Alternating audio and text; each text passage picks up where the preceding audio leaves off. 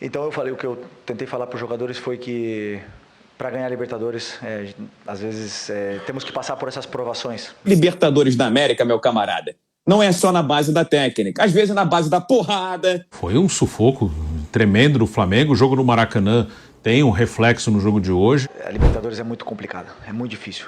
E, claro, o treinador, eu como treinador tento propor a melhor das soluções na fase ofensiva para que os jogadores se sintam confortáveis com bola, com mais tempo para poder jogar e para que eles achem as soluções dentro do campo. Depois, o terço final é muito a criatividade, a confiança, o momento que o jogador se encontra, né? Vocês podem ver que hoje, por exemplo, o Arrascaeta não estava no seu melhor dia, mas o Carrascal estava num bom momento, entrou muito bem no jogo. Então, vai muito do fino que está o jogador no dia do jogo, né? Então, é verdade que criamos muitas chances, inclusive no segundo tempo tivemos 3 chances claras que não se traduziram no último passe, não se traduziram, que eu conto como chance clara, né? E deixou a eliminatória aberta, né? Então, assim, já falamos do árbitro, infelizmente aconteceu, mas também estaria aberta com o 2-0. Então eu falei, o que eu tentei falar para os jogadores foi que para ganhar Libertadores, às vezes temos que passar por essas provações, né? Foi assim em outros anos também, são jogos muito difíceis e temos que saber passar por esses momentos para chegar em mais uma semifinal de Libertadores. Não sei quantas o Flamengo chegou na sua história, mas eu lembro que ficou, quando eu cheguei aqui em 2019, eu já estava 38 anos sem chegar. Então, tô muito feliz de poder estar em mais uma semifinal. E agora tratar com o respeito e o carinho que se merece, porque é o sonho de todo mundo ganhar essa Libertadores. Felipe, aqui na frente, na sua direita. Aqui. Tudo bem? Boa noite. Gabriel Orfa, canal Paparazzo Rubro-Negro e Revista Placar. Felipe, eu sei que ainda é muito cedo para a gente falar da semifinal do jogo contra o Racing, acabou de acontecer o jogo das quartas, mas você acabou de falar que a sua maior lição na Libertadores foi no jogo contra o Central Córdoba. Eu queria saber quais lições você tira desse jogo aqui contra o Estudiantes, contra o time argentino, com a pressão aqui argentina muito, muito complicada, sabendo que tem um jogo mais, talvez com uma pressão ainda maior, porque é um estádio maior, e você estava lá quando o Flamengo foi eliminado, em 2021. Como é que quais lições você tira desse duelo com o Estudiantes para esse jogo da semifinal contra o Racing? Obrigado. Cada time, cada jogo tem uma história diferente, um contexto diferente, mas na verdade é que as equipes argentinas são muito competitivas, né? Então, esse é o primeiro ponto, igualar essa intensidade, essa competitividade, que é o que tentamos fazer sempre contra esses times argentinos. E o que mais me surpreende deles como treinador é ver o quanto eles conseguem cobrir de campo com sacrifício.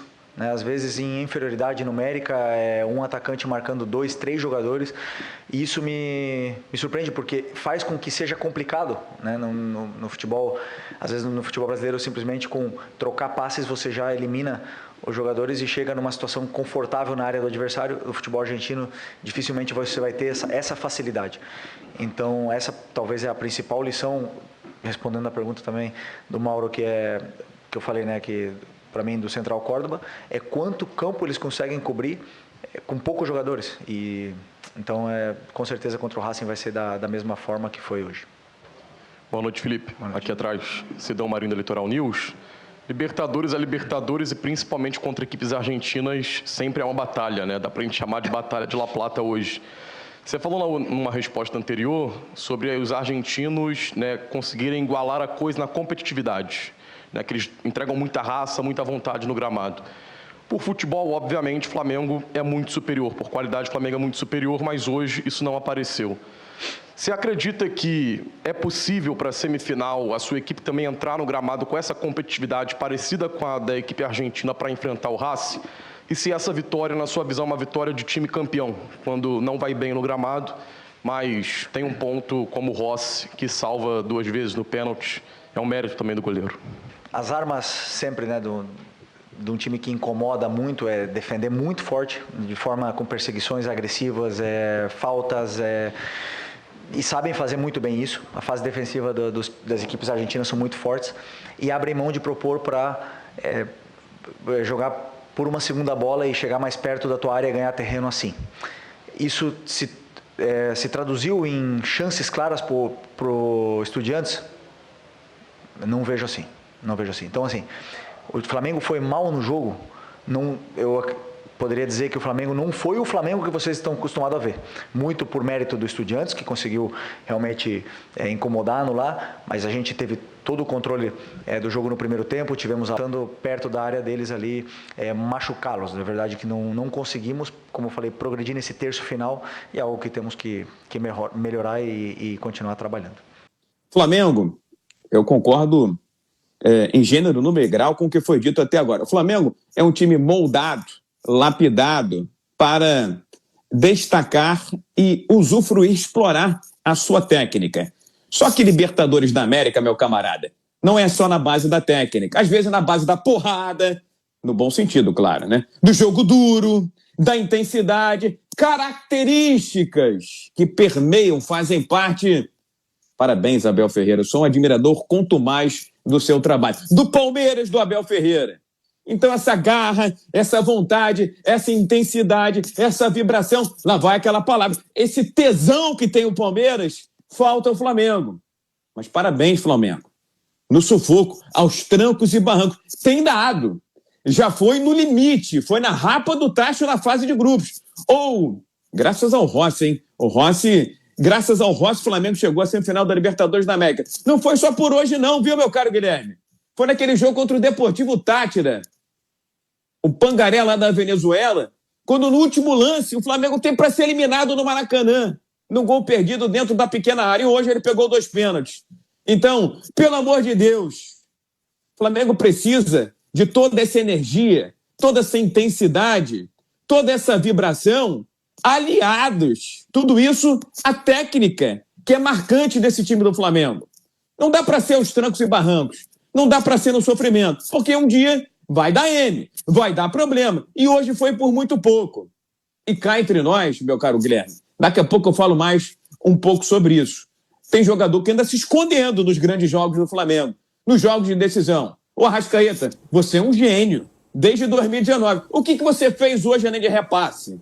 Jorginho também sentiu a parada, errou metade dos passes que deu hoje na partida. E o Luiz Araújo, o que faz dentro de campo na sua pior fase com a camisa do Flamengo?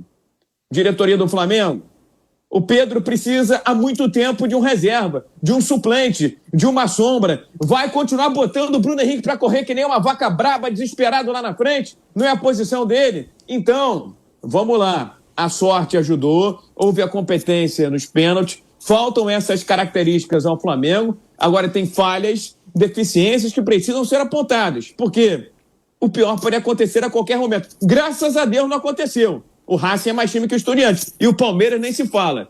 Então, para ser campeão da Libertadores da América, afinal, só daqui a 2 meses. Precisa aprimorar vários aspectos. Tudo isso e mais um pouco. Tem que ser mais viril o Flamengo, meu caro Guilherme. Foi um sufoco tremendo do Flamengo. O jogo no Maracanã tem um reflexo no jogo de hoje. O Flamengo ali perdeu a chance de matar o confronto, independente da arbitragem. O Flamengo teve a sua oportunidade, faz 2 gols em 8 minutos e não consegue mais. Teve chance de fazer mais, não fez. E aí você traz o jogo aberto, né? O mata-mata tem muito do detalhe, da eficiência, de você aproveitar as oportunidades.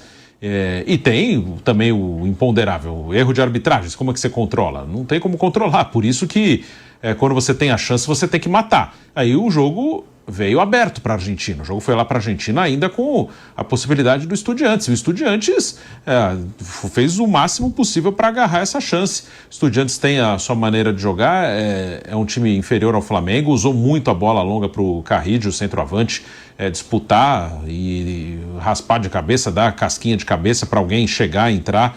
Tentou isso no lance até no primeiro gol, a bola passou por ele, sobrou no Benedetti, ele bateu, e no gol anulado também, foi a mesma jogada, a bola longa, o Carrillo tocando de cabeça, só que aí o mesmo Benedetti estava impedido e o gol foi anulado, né? E o Flamengo não conseguiu se impor em alguns momentos, conseguiu se colocar no campo do Estudiantes, ficar com a bola, teve as suas oportunidades, mas não ficou clara a diferença técnica de um time para o outro. Então foi um jogo realmente mais favorável para o time do Estudiantes. Foi equilibrado, não acho que o Estudiantes foi dominante, mas o Flamengo não conseguiu impor o seu jogo de mais qualidade técnica, não conseguiu, né? O Estudiantes levou o jogo para um jogo mais brigado, mais físico, e isso é favorável para o time argentino. Nos pênaltis conseguiu passar, o Rossi fez 2 defesas. O Flamengo segue na competição e, obviamente, é um forte candidato. O time do Flamengo tem muita qualidade. Claro que ele pode ganhar a Libertadores, mas realmente o desempenho nesta competição está abaixo.